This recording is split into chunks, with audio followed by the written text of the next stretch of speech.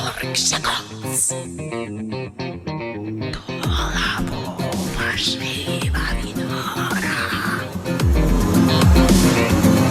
Trapanischoice, episode 19. Your host, Nick Trapani. In this episode, I had a great chat with Ema Nicole Smith, who's a card reader, a collector of haunted objects, and just a very fun, easygoing person. I come across her work through social media. We were actually commenting on the same comedian, Theo Vaughn, and I was looking into what the swamp witch is, the local swamp witch, and I saw that she does card readings with playing cards, and I'd never heard of anything like this before. So I reached out to her, booked in online, and I had my cards read, and I thought, this is something I've got to get on the podcast for you guys to see. So we talk a little bit about how she got into the readings, experiences I've had with them in the past, and then she actually does a reading for me here on the podcast, which you all get to hear. So make sure you stick around, watch the whole episode because it's very interesting, and at the end we actually talk a little bit about tequila as well, which everyone knows my love for drinking, so we couldn't get away with it with this one. So I hope you enjoyed this episode, guys. This is a friend of mine all the way from Texas, Ema Nicole Smith. How are you, Emma? Hi, I'm doing great. Well, I like the little setup you've got there. Thank you. I'm looking in the mirror expecting to see like something staring back at me. So if my eyes divert to that mirror, I'm just seeing if something else is there with you. Yeah, I mean, you might see something. You might. Because you collect a lot of haunted objects as well, don't you? Are any of the ones in the background haunted? Yeah, actually, this one right here is if I do a video reading. So this is like my video reading setup. So if I'm doing a video reading, this girl is behind me. This is Nadia. She is probably my most active haunted object. If I do an Instagram live, if I'm doing a video reading, if I'm on camera, she's not somewhere visible, she's not happy. If she's not acknowledged, if she's not acknowledged, she's not happy either. And the reason that I know that now is because we would have issues with our internet connection. It would just shut off, or the screen would be like super grainy, or like all this weird, my sound would be gone, like out of nowhere. And so welcome. She's got a personality, doesn't it? So I won't diss her. No, I mean, you can, but have fun trying to fix your internet. Oh, that's good. I think we've got a lot of similarities because I like to be the center of attention as well. And I could, if I was dead, I think that's, what I'd possess someone and I'd be like, if I'm not there, there's problems. I'm going to fuck up your internet and things like that. So yeah, it makes a lot of sense. But to give everyone a little bit of a rundown, you don't just collect haunted objects and things like that. The way that I sort of come across your profile on, it was actually on Instagram. There's a comedian that we both follow, Theo Vaughn, and I think we were commenting on the same post, and I saw, your name come up, and it was the local swamp witch, and I was just so unfamiliar with something like this, and I was like, what the hell is a swamp witch? And I'll get into a little bit about readings I've had in the past, but I was intrigued by the profile, and I saw that you did card readings but using normal playing cards, and I'd never heard of anything like this before. So I think I messaged you. I'm like, hey, what's the deal with these cards that you... You were very what is she doing? That's very weird, What the hell is this? Yeah, because I do love haunted things. I listen to a lot of... watch a lot of videos on YouTube and everything as well of the top 10, most haunted objects or the most haunted places or, things caught on EMF readings. I love horror movies, a sort of metal background of music genre. So like all those things come into play. But yeah, it was Theo Vaughn that actually brought us together. And I remember you telling me that you actually had, you made Theo Vaughn a thing to go in the background of his podcast too. Yes, I have. And he actually had it there in the old studio that he had it behind him.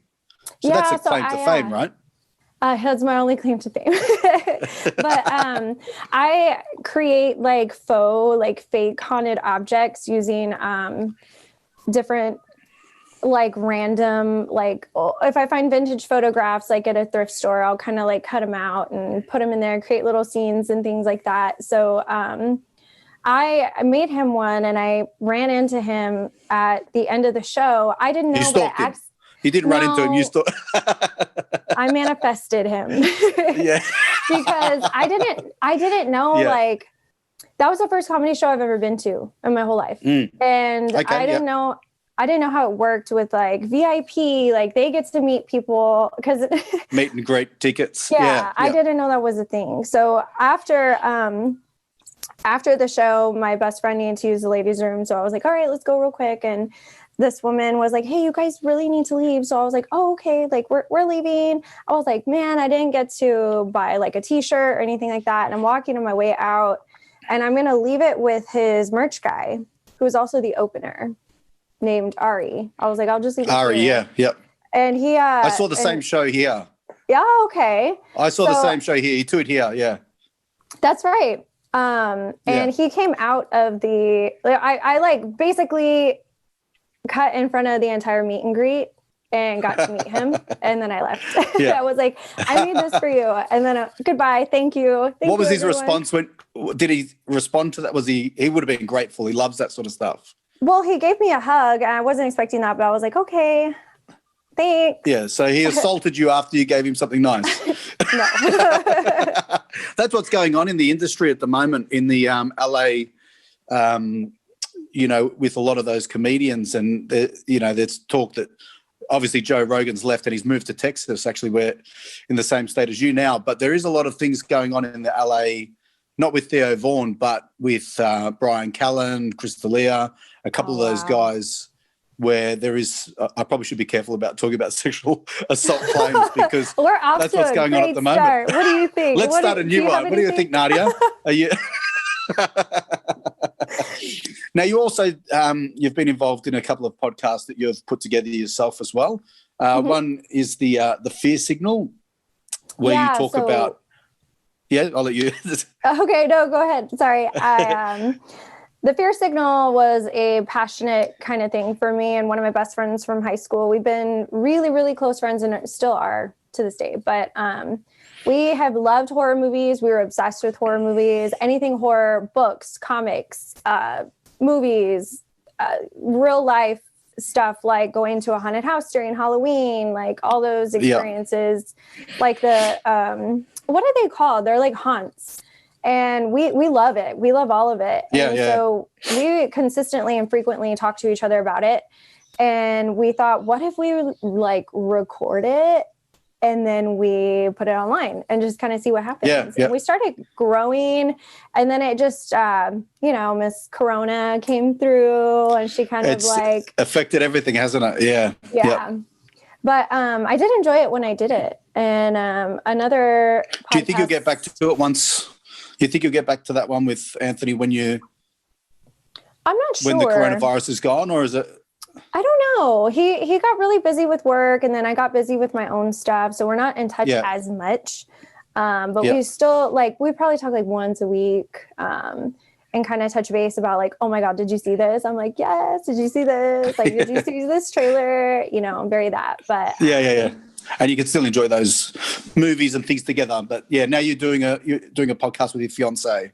Yeah. You're doing that now or Yeah, so I'm doing that right now. We took a little break, but we interview and kind of celebrate like unique musicians, artists, creators in our local area, which is in Corpus Christi, Texas. So we have a lot of fun with that. We like showcasing unique and different things. So it's it's also cool to like get to know someone and like explore them beyond their Instagram profile. And that's right. It's a big thing, isn't it? Where you actually get to talk to someone and you find just little hints and everything that people give while they're talking. You pick up far more, like I always say with those, especially the Instagram models, how they're always smiling and they're at some beach with their partner and they're taking a photo on a jet ski. I want to see the argument they had on the way there. That's what I want. I want to see the bullshit they went through, and the guy's like, I'm not taking this fucking photo. And she's like, smile. And that's what they capture, and you think everything is amazing, but you don't see the behind the scenes. So it's good when you actually, that's the best thing about podcasting is, getting to have a chat with someone like this. And even now I find it, even in my everyday life when I'm, I run into someone or I talk to someone, even I was buying some gym equipment online, I started talking to this guy. And he's told me this really bizarre story about how he'd been shot by his best friend and all this stuff. And then it turned out he was an ex-bikie and whatnot and drug dealer and all these things. A motorbike gang.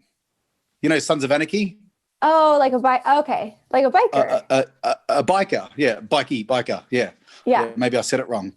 No, I think you said it, I don't know. Maybe that's how you guys say it over there. I don't know. Yeah, just another term for it. But yeah, so it's when you start talking and you're like, oh, that's a good idea for a podcast. Like that'd be a great topic to talk about. So you look at people in a different way when you really start interviewing them and talking to them. So what's the most interesting thing that you and your fiance have had on your podcast?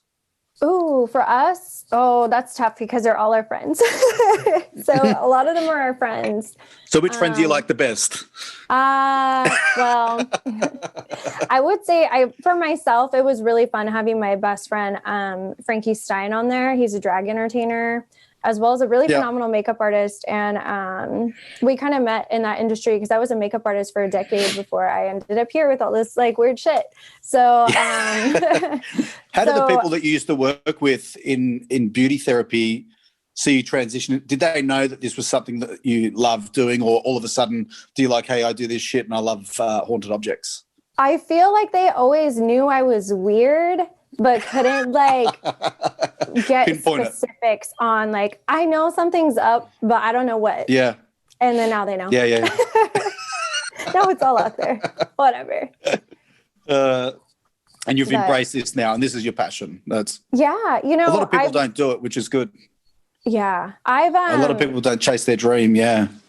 I've had to separate, and I've had help with really great mentors and teachers that I've kind of met along the way, but I've kind of separated my profession, passion, and purpose. And I feel to provide this service, through cartomancy, through cleansing, through custom work, I feel like that's my purpose, because I see all these doors closing, and then I see all these doors opening for myself to have more time to do this and to talk to people and to I don't even know what I am yet, because I just say I just read cards, but it's maybe you can describe it better. But for me, I call myself everybody's witchy cheerleader, where I'm yeah, it says that, but you could do it, and or you could do this other thing, that might be better. That's kind of how I label myself. I definitely understand the doors opening and things like that as well, because I'm also a massage therapist as well. And I was doing a lot of other, sort of odd jobs here and there, and didn't know really what I wanted to do in life.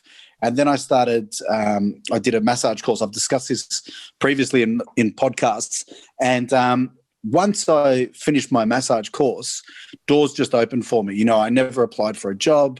I basically, I got offered jobs. I then got offered the clinic that I'm in now. Mahale, actually, his parents were the ones that had this building, and he just told me about it, and I took the gamble, and things have just worked.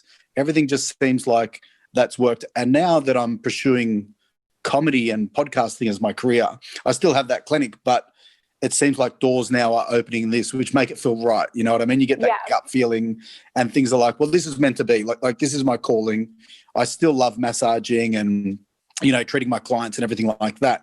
But my passion really is with comedy now, writing jokes and doing all those things are what I want to do full time. So it seems like, and maybe your cards will tell me otherwise. It's hey. That comedy else. Thing. Yeah, you're not really that funny. I don't know how to say this, but my ancestors don't think you're that funny. Yeah, they don't. Yeah, Nicole, what's her name? Nadia doesn't like your jokes. No.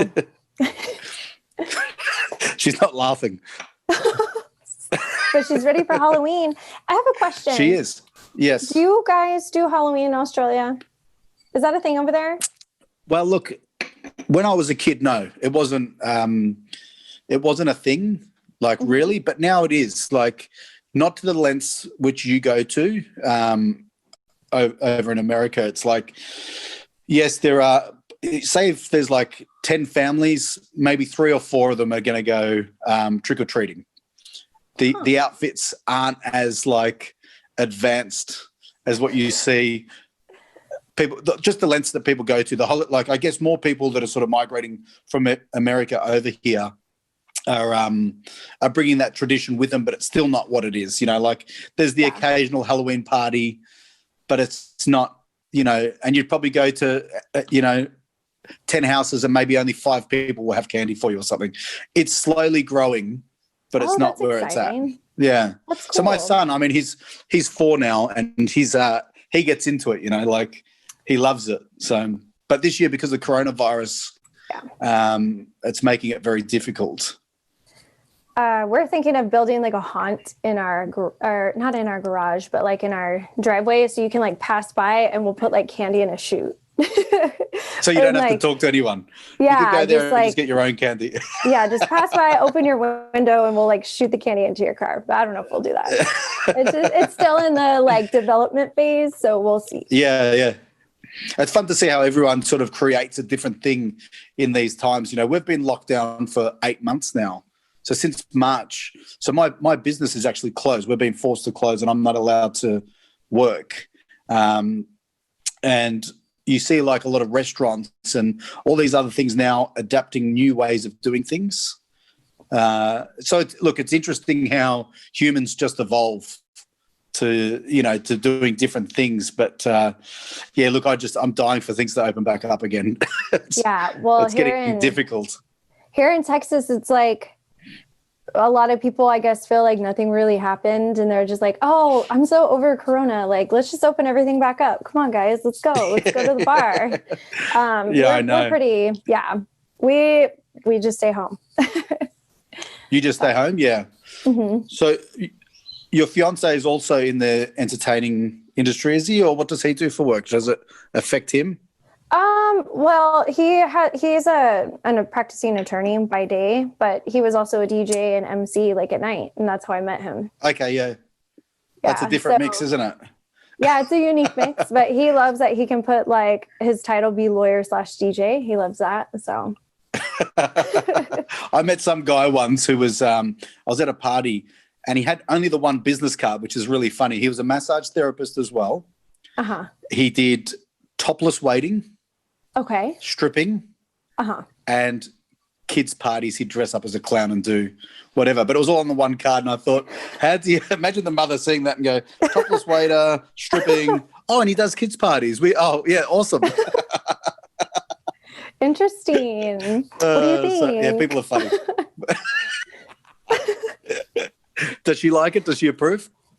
But to talk a little bit about readings and things like that, a lot of people who, see me on this podcast and everything might not know that when I was younger, I guess I was quite spiritual. My mum, I believe, is a bit more down that path. I remember one time I was really stressed out at school. I don't know what was going on. I can't remember what had happened, but I remember coming home and my mum took me to one of her friends who was like a crystal healer. And she laid me down and laid crystals on me and whatever, like a bit of like a Reiki sort of session and, putting good energy in me. And I had no idea, but I remember being so stressed out and yet I fell asleep and I came out of there and I was so relaxed. And, this was things that my mum sort of did and I didn't really pay a lot of attention to it. When I started to get older, I really went down the path of like science. So those thoughts of being spiritual really got pushed to the side and I started looking at life in a different view. And then what happened to me was when I opened up my massage clinic, I'd been treating this lady for quite a long time and we got on the topic of religion. And I said, look, I'm not really religious. Yeah, I know. Let's talk about God. And I said, look, I'm not really religious or whatnot. And she goes, what about like clairvoyance and things like that? And I said, well, look, I'm not too... When I was younger, I was, but I was like, yeah, look, it's not really the path I'm going down now or whatnot. And she goes, oh, you've got to go see this lady. Her name's Sue. I saw her 10 years ago and everything she told me has come true. And she's really specific with things as well. She doesn't just generalize. She'll give you dates and times of things. And I thought, wow, that sounds interesting, but I didn't really think too much of it. Mm-hmm. And 2 days later, another lady that I've been treating once again for a long time, we got onto I can't remember what topic, but then she goes, oh, do you believe in clairvoyance? And I'm like, it was weird. I'm like, not really. And she goes, well, you've got to go see this lady. She goes, I saw her 5 years ago. She's so accurate, blah, blah, blah. And I said, her name wouldn't be Sue, would it? And she was spun out. She's like, what, And I said, well, a client told me just 2 days ago. And I sort of looked at it and I thought, well, both these ladies don't know each other. The first one said that she saw her 10 years ago, and the other one said that she saw her 5 years ago, which sort of, it wasn't something that they've both just been to and it's, the front of their mind and they want to talk about it. I'm like, this is a bit of a sign. Let's go see this lady. And so I did. It was an hour and a half that she did the reading. So she ran through everything. She did tarot card reading. She did numerology. She had bottles behind her that all had different colors, and you pick 3 bottles, and those bottles will, give her a story. Wow. And it was very interesting. And everything that she spoke about my past was to a T. It was incredible. And people that I've sent people to her, and they've said she told me things that no one else in life should know. Like, you couldn't search this stuff on the internet. Yeah. You know what I mean? Like, so it really opened my eyes. And then she told me stuff about my future. And, some of them have come true. I believe you can change your path or whatnot. But then years later, I actually had another client that said, you got to go see this lady. She's amazing. And so I was open to it. And I went to see this lady, and it was scary how accurate she was. She's so, she's so That's good. Amazing. And that's why now, as I said, I'm a little bit more, I am opening myself up to it more. I believe that things are sort of pushing me to be more spiritual. And I guess that's a good thing for comedy, because we need to be in touch with people. That's what it's all about, is being able to read people and pick up from their energies and things like that about what's going on. So, and then when I saw your page, I was like, oh, I've got to find out what this readings is with actual playing cards, because I'd seen tarot cards but never just playing cards. Yeah. So I first started reading tarot maybe like a year and a half ago. That was when I felt most comfortable. And I would read for my closest friends, but it just wasn't something was off. And I think that sometimes we don't connect to certain things, and that's totally fine. And so I was looking up different methods of divination, because I just felt like I just felt very open and wanting to learn a little bit more about, I guess not so much knowing the future, but kind of knowing what's going on right now, so that I can best make, decisions that are greater for the collective, or just for myself or for my family or whatever. So I'm looking into different methods of divination, and I read that playing cards is something that was used, I think, even before tarot was introduced. It just kind of started here. So I thought, you know what? I kind of like that. And I like that and I'm also kind of cheap.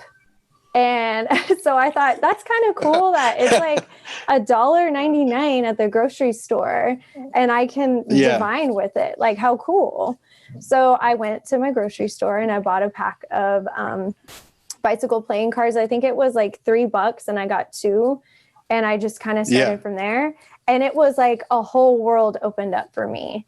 And it's so weird because if you would have told me this time last year that I'd be right here, doing readings for people in this little area, Nadia in the back swearing, I wouldn't have believed you. But yeah, it's brought a lot of really cool experiences and interesting people into my life. And I feel like I'm providing for the community spiritually. So that feels really nice too. So, yeah. Yeah. But I think that's the whole thing, especially with this time of Corona. People are a lot more I don't like the idea of doing Zoom calls, and I love face-to-face interaction. And I guess that's why I was a little bit more open to having a reading through Zoom as well. And I think I was your first international person, wasn't I? So I feel quite proud that. Yeah, because I know I had asked you like when you were available, and you were like, "Oh, I'm available at this time," and I was like, "Wait a minute," and I still kind of get it mixed up. You were 15 hours ahead of me, so right now we're in the future. Yeah, you're actually in the future. So I could do a already. reading for you. I'm going to be like, tomorrow's going to be shit. Let me tell you. I'm already there. Just like yesterday, I'm already there. It's horrible. It's the same shit. Geez. But did you want to get into a reading? Are you ready to do my reading live for everyone to see on the podcast? Is this live? Well, it's not live, but let's pretend it is. I'll edit out anything that's negative about me. So okay, perfect. Everyone will go, "Oh my God, you got such a good reading. I'm going to get one of them," and they get it. They get all the negative stuff that I cut out. So let's see. I already messed up my cards, shuffling them wrong. Is that Nadia doing that, or is she angry at something? No, she's fine. You probably think I'm kidding, and I'm not. Oh no, I do believe in that stuff to a certain degree. I do. I don't think you're kidding. And can I also explain before we get started, something that I actually liked is that when we were doing the cards, the Joker card came out a lot for me. That's your favorite. And so that's my favorite card. And one being a Joker, that, you know, as a comedian, but in your world, that's someone that is quite intuitive as well. So intuitive, guided by spirit. And if you think of it, when I speak of like being guided by spirit, a spirit could be, spirit to me is like my ancestors, is like a collective, like being my spiritual bodyguards, being my spiritual like road openers, like being there for me to like make my life a little bit easier. And I think for you, I think some people are, you know, in this lifetime are more open to those things. And maybe like at a young age, I can remember situations that could have been really, really bad, especially in like my teenage years. I was a terrible little teenager, and things could have gotten really bad. And then it's like all these different things were like closing, and like suddenly the car wasn't working, or suddenly like your phone died. And it was just, you know, little things that you have spiritual bodyguards for sure, is my point. Yeah. So we're going to do a past, present, future moment. One thing that I will say is that a card did fly out as I was shuffling. So that's the Ace of Clubs. So the Ace of Clubs talks about success, action, initiative, and creativity. So that card speaks of having like this burst of energy and new beginnings with like enormous potential. So that's really awesome. And it's also kind of like fame and recognition card. So that's kind of cool. Let's see how that kind of fits into everything. So I'm going to pull some cards now. I remember years ago, I was when I was doing it with someone, and I was shuffling the cards before I passed it to them, and a card did fall out. And I was like, "Oh shit, you know, put that back." And like, no, we need that. That's important. That's come out for a reason. Okay. So this is actually, I can say everything out loud. This is great. No, this is a great reading. So going back to that Ace of Clubs, it's just good news, good things. Things are great. I will say that in the past, I see you here and you're kind of looking towards your spiritual journey because your friend, the Joker card, came up as a second card. Wow. And you've told me that you've done readings for many friends and everything, and it's never come up. Yeah. So literally in every reading. Yeah. Some people, it just doesn't come up. And for some people, it comes up every once in a while. But for you specifically, like I find that it's almost like one of the first or second cards almost all the time. Yeah. And I can say that for myself, that also happens for me. So for you, that needs to be confirmation that that you're very spiritually evolved, and that your intuition or your gut feelings, or like whatever you want to call it, like you need to pay attention to that, and you need to always listen to it, and like don't question it. and have faith that like you are on the right path, and the things that you want, like you may not have it in your hands, but it's going to happen. So it has happened. Does that make sense? Yeah, it does. Yeah. I did it. One of the first lady that I spoke about just before, when she did my numerology, she said that I was actually on the same level as her, as like a clairvoyant, so to speak, like the energy and everything like that. Wow. And she asked me if street lights go off when I drive underneath them. Oh, that's right. And I thought that was really weird. And I'm like, yeah, but I just thought that was normal. They just flicker off or whatever. And she goes, no, that's because you're above the magnetic field. So it's interesting. Interesting. Friends would comment and they'd say, well, why do the lights go off when you go underneath them? So that's really cool. So we know you're spiritually evolved, and in the past you were kind of looking at that.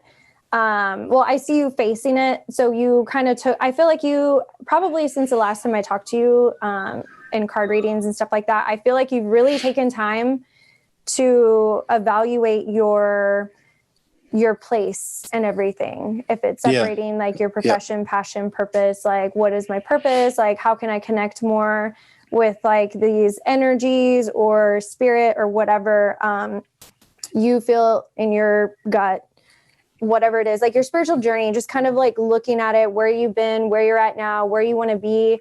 And I noticed something that you said earlier was that, being intuitive and being spiritually evolved and like being on this journey, it benefits you as a comedian in your passions because you're able to like read the crowd. You're able to maybe have that. I could see you one day like developing your intuitive abilities to a point to where like, okay, this isn't working, but I'm not going to bomb because I just remembered like this joke, this is for them and they're going to like love it. And then it's like a complete 180. So that's really interesting that you said that. So I also see that there was, I feel like there were new people that came into your life that were a positive influence. And that you had like an improvement within your spiritual journey. So that's great. Let's see. I will say that that the core of this reading talks about the curse of Scotland. So that's about your wishes coming true, but sometimes that's kind of like presently in this moment, like things are happening for you, things are coming true, but like it's important to kind of step back, be alert and like vigilant and like make sure that what you're trying to manifest, I feel like right now you're trying to see if it's like honest and worthwhile. Because you don't want complications to come with like success in your passions. So take care of what you need to so that you can be open to receive what you want.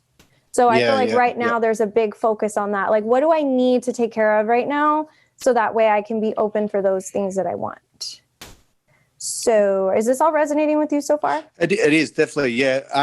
I think one of my fears is like you hear a lot of people talk about when they talk about fame or, these types of things of what that might mean, like what you sort of have to deal with in those times. And I think I very much like the person that I am now and the things that I do. And I do worry about how that will affect my life and those around me, my wife, my son, and I've got a stepson as well, so it's like, how are these things going to affect them?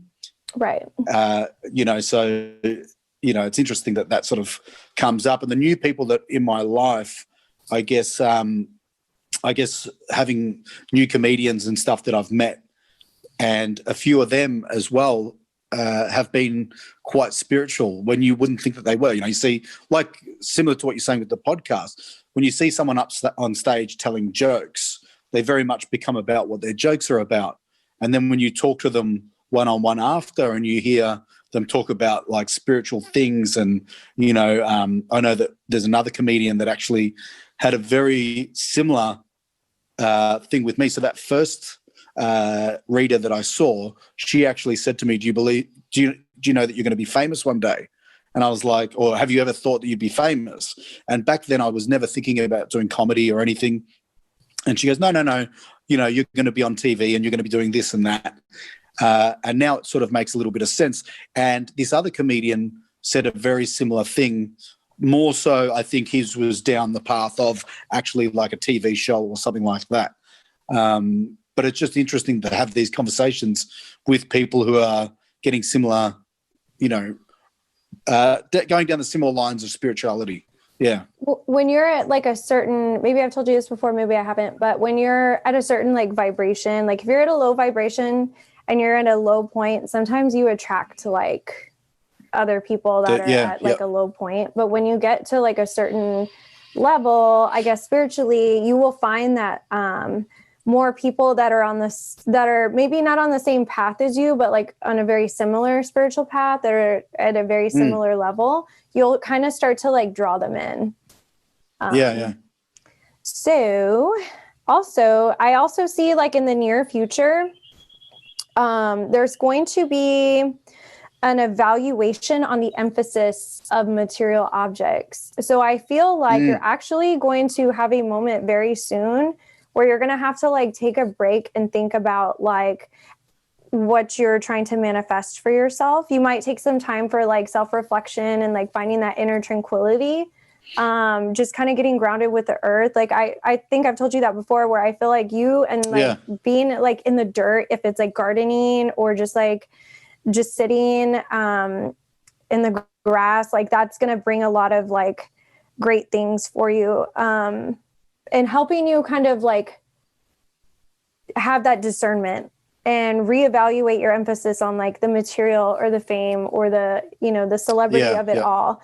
And you'll kind of come to a point where you're like, there's more to life than kind of personal or petty things, like I think that kind of comes with a spiritual evolution, like a spiritual journey, is just kind of evaluating everything and how much energy and emphasis to put on certain things. So I think that makes a lot of sense. Yeah. And I think I've already started going down that path. And it really fits in with the Nine of Hearts, the last card that I talked about, which talks about like, what are your desires and like, what are the, what's everything that comes with that. I'm sorry I interrupted you. I do that a lot. No, that's fine. No, that's this is the one thing about Zoom calls is it is hard. It doesn't flow like if you're face to face with someone, you can just you pick up on a lot more. With the Zoom, it cuts you off, doesn't it?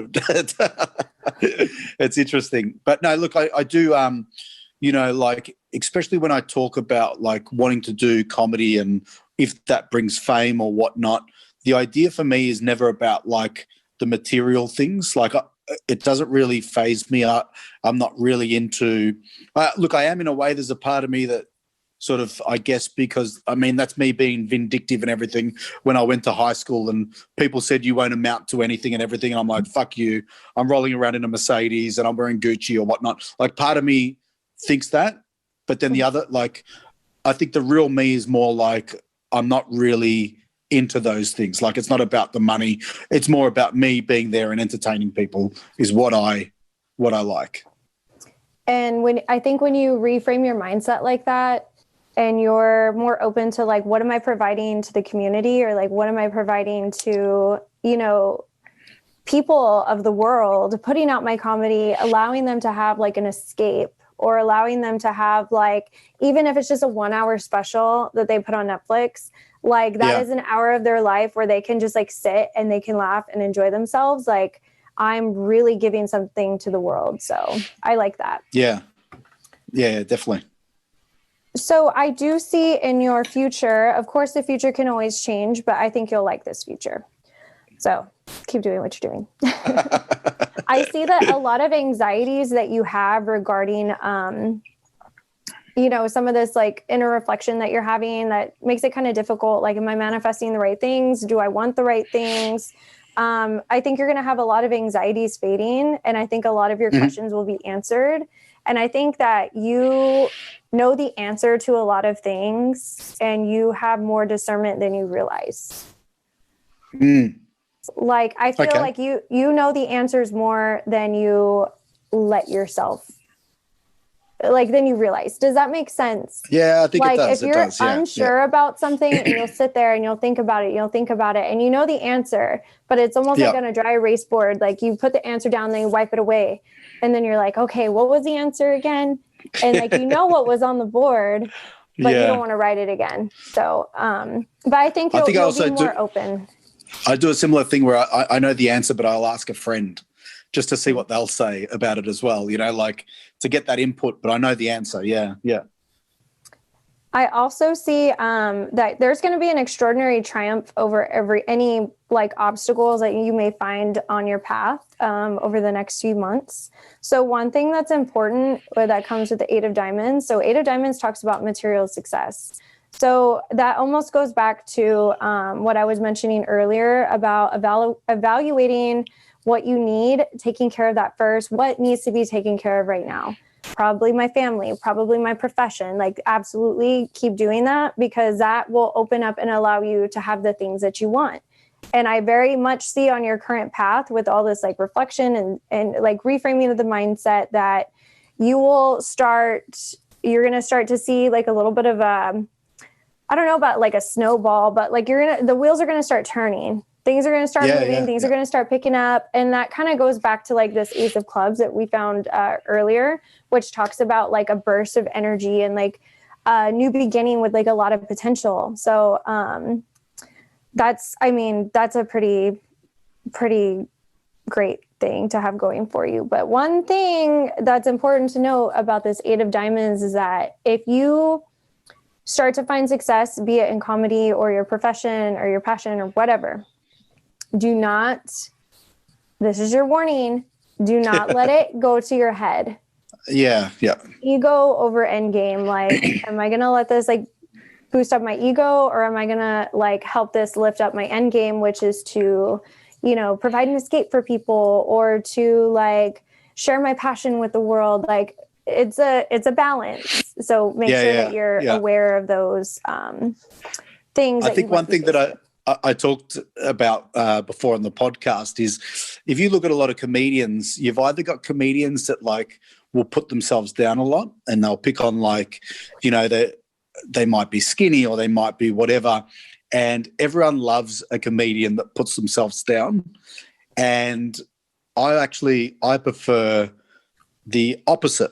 There's a few comedians out there that, Chris D'Elia, who I spoke about before, was one of them, who just talks about how good he is, how much money he's got, but it's all part of his act.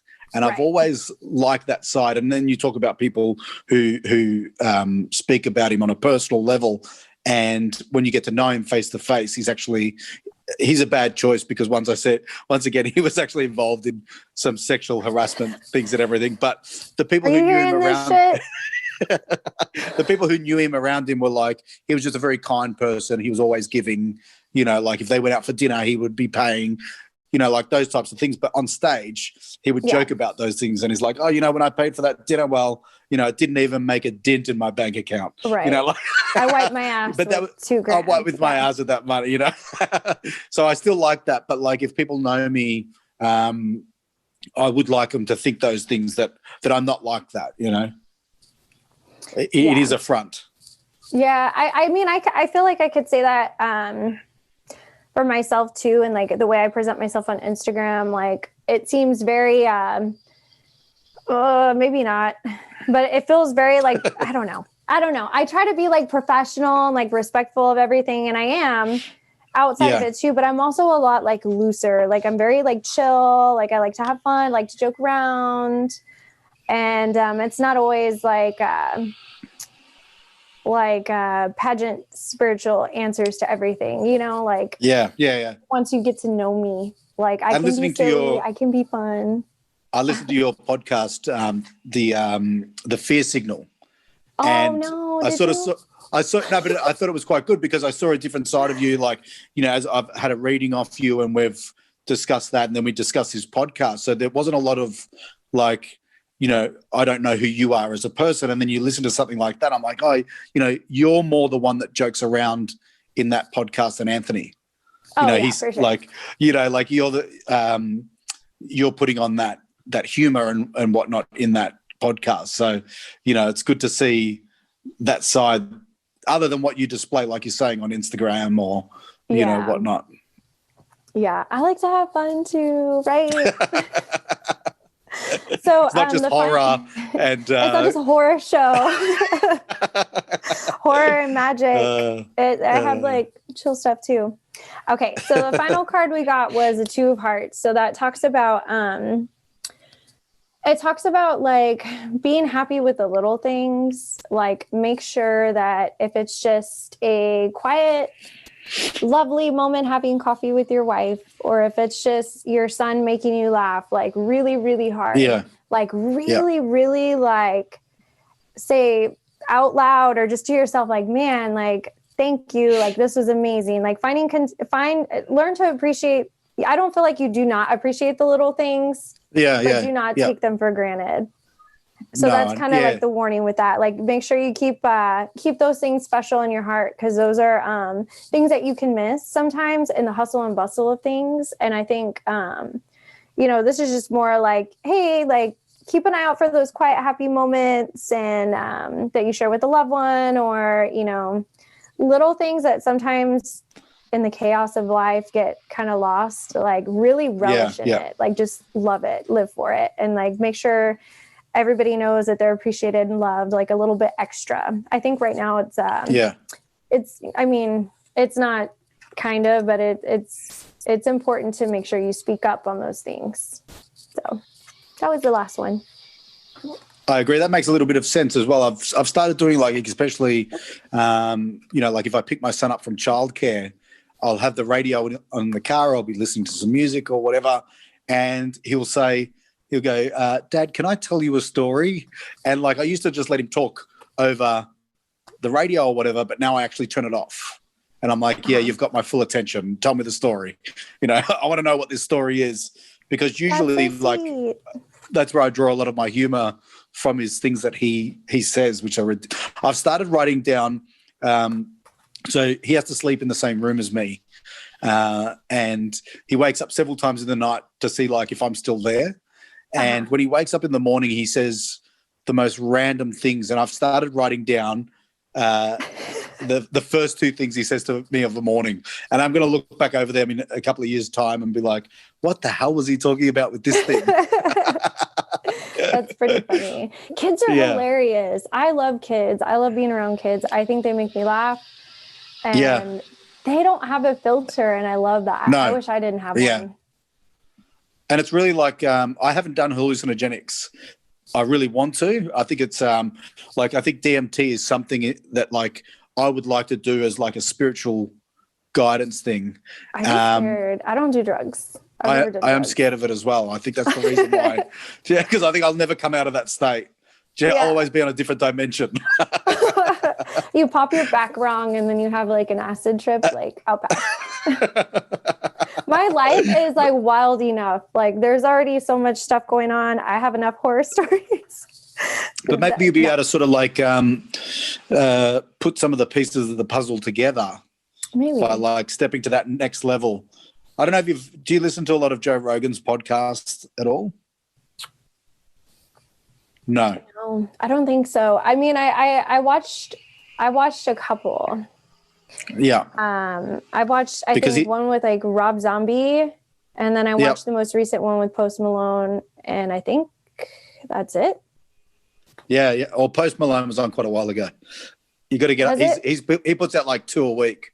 Oh wow, yeah, it's been a long time then. He's Post Malone was on a little while ago, but he did have one on recently, and it was actually these 2 guys that have studied like ancient scriptures, like Greek mythology and all that sort of stuff, where they actually talk about having these like they're spiking wine with different herbs and like psilocybin mushrooms and all these different things to have these spiritual guidance. And one thing that they all sort of have in particular is once you sort of go down that path, that journey, you no longer fear death as much and you're more okay with it. And maybe this life is more of a journey into that second part of, existence, whether it be the death and what that is for us. A lot of us fear that and we don't want to think about it, but this actually makes you comfortable with that feeling. I can say for myself, thanks to some really great spiritual mentors that I have in my life and teachers, but they have really taught me to reframe my mindset with death and an ending. And it's definitely like when we speak of like physical death of like our vessels, it's very much a transition into something different. And we're accessible to our, you know, our lineage that we pass, you know, our kids or our grandkids, we're accessible to them in a different way, like over time. And we can develop like new relationships with them. And we're accessible. I guess the reason I came up is because I was telling someone like, I am so frustrated knowing that in my lineage, there were people that practice what I practice now, but they're all gone. And it's so frustrating because I just want to like call and ask a question. And it's just like, I'm here by myself. Like, what do I do? Like, going on? And there's no like handbook, there's no, you know, there's no family member that doesn't mind me calling at 2 a.m. because I'm struggling with something. So, but she stressed to me that like those people are available to me in a different way now. So I can and in fact, they're more accessible to me and they have more things that they can share with me than they have before. And when I changed my mindset on that, knowing that I'm on this like spiritual journey, I feel like that has made like my readings a lot more clearer. My conjuring abilities a lot more clearer. Everything just, I felt like this person like opened a door for me. It's like, everybody's in there. Like, just go in there and like, just make sure, you know, just go in there. Like, that's where everybody's at. And I'm like, oh, okay. Like, I get it. So I definitely see, death differently nowadays. I can relate to that. Speaking of death and you know, like a festival like Halloween, you mentioned when we were doing this podcast about there's a festival coming up. You had your face painted like a skull in one of your last Instagram profile. I think it's your profile pic, isn't it now? Yeah. Where you have the and can you explain a little bit, because in Australia we don't celebrate this festival, and my belief is it comes from like the Aztecs, where they actually appreciate those who have passed away, loved ones and whatnot. So the day actually translate to, is it a day of the dead? Is that correct? Yeah. Dia de los Muertos is Day of the Dead in English. I feel like it's a huge part of my life. Not, how do I say it? I just totally had a brain fart. Huge part of my life. Dead is like, it's a huge part of my life. Yeah, I love the dead. Yeah. Love it. Live for them. Yeah. No, but like, for me, ancestor veneration, which is not worship, but honoring of people in my lineage that have passed before me, is like an everyday thing. It has not been an everyday thing lately, but it should be. And it 90% of the time. But Day of the Dead is an opportunity for the Mexican community and like even the Tejano, like Texas Mexicans. You know, I'm unsure of how, I feel like it's pretty big in like California too, just Mexican American people, Latinx people. It is a day to just like for them, like it's just for your ancestors, like candles and food and pan dulce, and like I even have well, this isn't for Dia de los Muertos, this is just because, but I have. But would you celebrate this with family or friends, or everybody? Is it everyone? Yeah, it's like communion with the dead, and it is believed that that's like the one time that they're definitely right there with you. Like, if you don't do anything all year, like that's your day to do it. Like leave them offerings, leave them flowers, do all that stuff. And for Mexicans, for the most part, like we believe that, you know, death is a transition. It's not necessarily, I think maybe like the generation before me, not to get into like colonization, all that stuff and patriotism and all that. But I think that at some point that kind of got lost. But I think for the most part, there's like this belief that there is a transition, and it is like a really beautiful thing. And like your ancestors are here for you. They're spiritual bodyguards. Like let them know that you love them. Like, have you seen Coco? That tends to be everybody's. I have seen that actually. I was just about to say that's. I mean, that's one show that's now like brought this holiday celebration to people who wouldn't have known what it was. one of my passions is like culture, and I love food and cooking myself. So I watch a lot of documentaries around different cultures, things that people do. So I have seen actual documentaries on this actual, because it's a 3-day sort of ceremony event, isn't it? I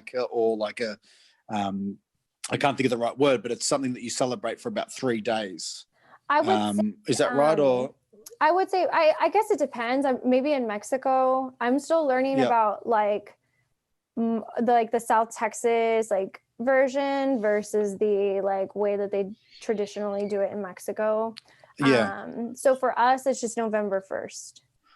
November 1st. Yeah. Mm-hmm. Yeah. And so like Halloween night is kind of like when it starts until like through the next day. So we try to do something every year, like make sure we leave like extra offerings and like stuff like that. Like, thanks for looking out. Like, we appreciate y'all. Yeah. Shout out to you guys. Have some tequila, have some, everything's got to have tequila in it, doesn't it? Like, life is so much better. Do you know what I do with tequila, actually? This is a little tip, and I'll pass it on to you now, is that, when you go out, especially like maybe on a Friday night or something like that, if you go for after work drinks and, you've been stressed out, when I walk into a venue, whether it might be like a restaurant for dinner or a bar, I walk straight up to the bar and I order myself a shot of tequila. And I love gin and tonic as well. So I'll have a gin and tonic. But my first drink is that shot of tequila, because it's like, it hits you like a punch in the face. And it's like, okay, I can relax now. Do you know, it hits you so fast. You're like, oh yeah, that's it. And what I always do is, most people in Australia, they don't drink tequila, like it's not a huge thing. And a lot of people have had bad experiences because it is so strong. And I love turning to the person next to me. I'm like, I'll get the first round to drink tequila. And like, no, I don't drink tequila. And the barman comes over and goes, I'll have 2 tequilas. And what else did you want? So I forced them to do it with me. I love now tequila. Every time you go to a bar, the first thing you have to do now is have a shot of tequila to start the night. And then you order your drink to go with it.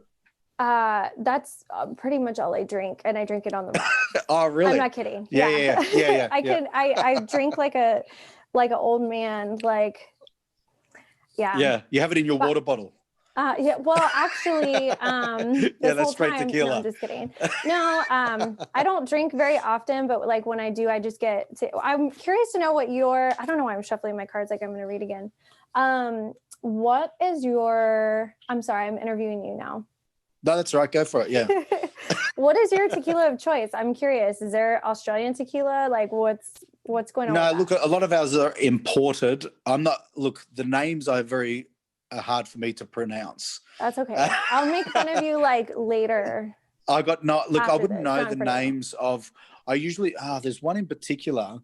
I can't. It starts with M, and it's in a really. It's quite a funny bottle. Like it's got a crown or something in the middle of it, inside. I don't know if that makes. I can't think of the name of it, but it's the most. Like I just go in and it is one of the really expensive ones, and so I believe it must be good quality tequila. Probably, yeah. I'm not familiar with that one. I'm trying to think. Yeah, I can't think of the name of it. Geez. So gin and tonic is really my drink of choice. So when I do go to a bar, I usually say, what's your best quality tequila if I'm going to do it? Because there's a very big difference between having a cheap tequila versus a good quality one. Very big difference. Yes. So, same with most drinks. But look, there's a lot of, if you're mixing drinks, you can get away with it. Like, Jim Beam and stuff like that. There's far better stuff out there that you would drink straight. But Jim Beam and Coke, you can drink. So what would your favorite tequila be? Good question. So it's a two-way tie between Don Julio. So that's one of my favorites. Yep. Patron's good too. Yeah. I also enjoy Espolòn. The Espolòn is really good too. Mostly because I like the bottle, because they have all the like calaveras on it, like all the skeletons and stuff. So I'm like, yeah. I do know that one. Yeah. But those are probably like the 3. And if I don't see those, I probably won't. I don't really like the Patron with the coffee. You know, No. the that's yuck. Who? No. Have you had that one? Why would I put that in my body? No. No, but have you had that one? They make the Patron with the coffee in it. I'm sure they do. I wouldn't try it. Oh, you haven't had I've never it? It's not tried a it. thing? No. Yeah, okay, no. So you only have like the silver and the gold one, right? Yeah. Mm-hmm. Yeah. Well, they do it like one that's infused with espresso or whatever, and it's that makes my it's so stomach hurt. sickly sweet. Yeah, it's sickly sweet. It's horrible. But I guess I just want to thank you for coming on to the podcast today as well, taking the time out. I know it's the evening over there for you, and just the time that you gave to come on here. And I appreciate the reading too. It was a good reading. And I'm just going to say that I didn't pay you to give me a good reading. That actually people might think, oh, fuck, that come out so good. I'm glad it came out good. I'm glad it all resonated. So, yeah, thank you. And I appreciate that and people can find, it was very easy for me to book. You have a website that you just go to and the times are available. So even though there is a time difference, and I know that you struggle with that time difference, it was easy for me to find the times that are available in my area code for yourself. So, and that's how I booked online. So what's the website that they go to for that, or is that through your Instagram? For the website, that's more like a little bit more about me and like my different offerings. It's going to be thelocalswampwitch.com. So, if you're local, I don't know how many Corpus Christi people that don't already know me and like do stuff with me. But I do offer like cleansings for like businesses. So going in and clearing out energy. And then for international people and local people, I do custom spell work now. So probably by the time this comes out, I will have like announced it. So, fantastic. So make sure you check it out. At the Local Swamp Witch. Ema Nicole Smith if you want. Local Swamp Witch is like where all my professional stuff and is. Find you on Instagram. One's my personal. And on Instagram and everything as well, where they can find you. Yeah. Yes. So fantastic. Thanks a lot for coming on. It's been Trapanischoice. Oh, yes. Thank you.